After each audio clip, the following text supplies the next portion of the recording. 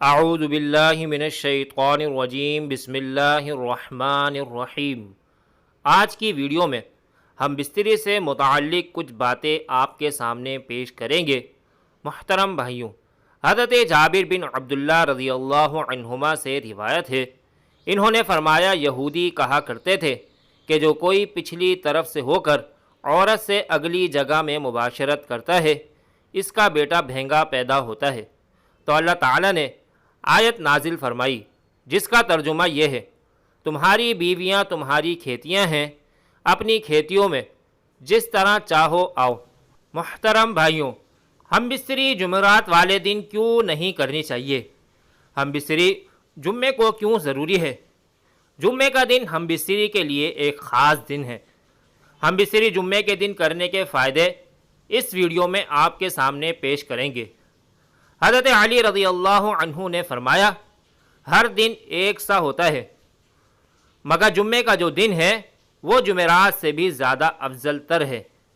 حضرت عائشہ صدیقہ رضی اللہ عنہا نے عرض کیا، یا رسول اللہ صلی اللہ علیہ وآلہ وسلم، عورتوں کو تو بہت سا ثواب مل گیا، مردوں کے بارے میں بھی ارشاد فرمائیں۔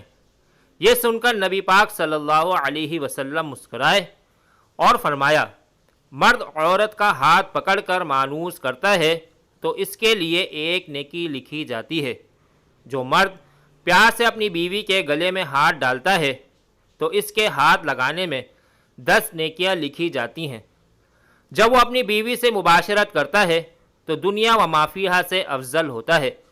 جب غسل کرتا ہے تو بدن کے جس بال پر سے پانی گزرتا ہے اس کے لیے ہر بال کے بدلے میں ایک نیکی لکھی جاتی ہے اور ایک گناہ معاف ہو جاتا ہے اور ایک درجہ بلند کر دیا جاتا ہے، اور غسل کرنے کے عوض میں جو چیز دی جاتی ہے وہ دنیا و ما فیہا سے بہتر ہوتی ہے۔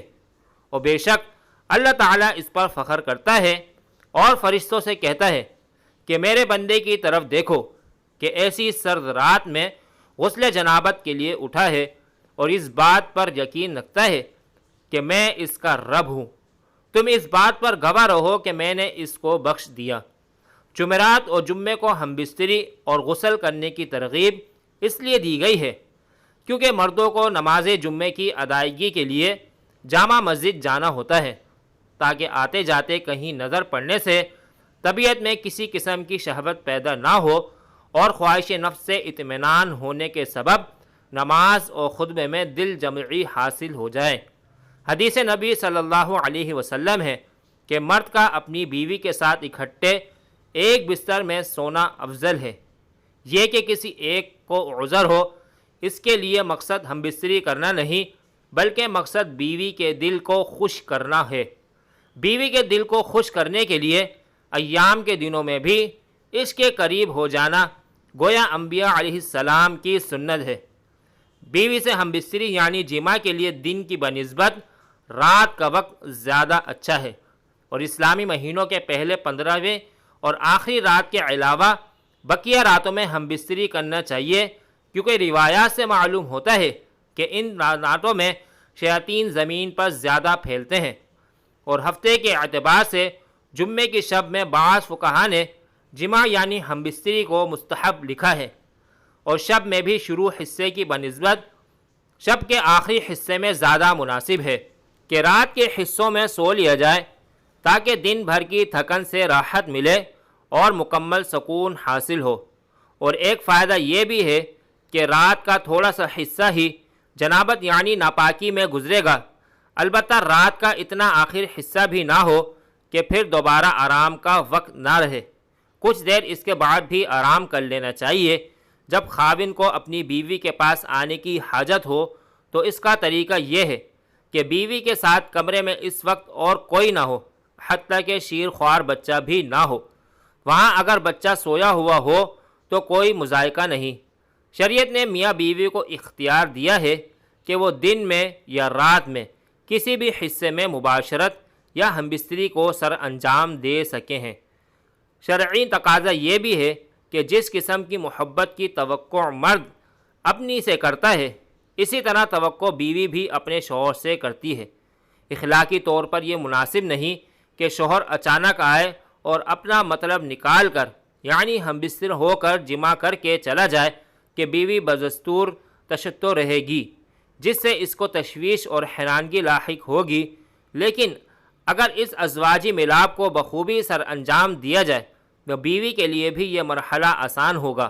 خاوند کو چاہیے جب وہ اپنی ضرورت پوری کر لے تو بیوی کے پاس سے فوراً نہ ہٹے، کیونکہ اس سے بھی بیوی کو تشویش لاحق ہوتی ہے، بلکہ مرد اس کے بعد بیوی کے ساتھ تا دیر موجود رہے تاحال یہ کہ یقین ہو جائے کہ بیوی کی حاجت بھی پوری ہو چکی ہے اور مرد کا بھی ساتھ موجود ہے۔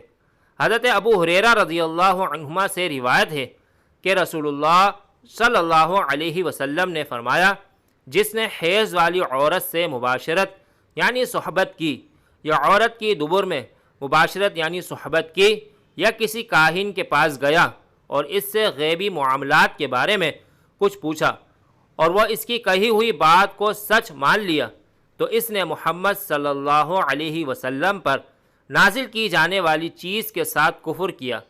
حضرت عبداللہ بن عباس رضی اللہ عنہما سے روایت ہے، انہوں نے فرمایا، جب کوئی شخص حیض کی حالت میں بیوی سے مباشرت یعنی صحبت کر لیتا تو نبی صلی اللہ علیہ وسلم اسے آدھا دینار صدقہ کرنے کا حکم دیتے تھے۔ دعا ہے کہ اللہ تعالیٰ میرا سننا، آپ کا سنانا اپنی بارگاہ الہی میں قبول اور منظور فرمائے، آمین ثم آمین۔ مزید اسلامی اور معلوماتی ویڈیوز حاصل کرنے کے لیے ہمارے چینل کو ضرور سبسکرائب کریں۔ شکریہ۔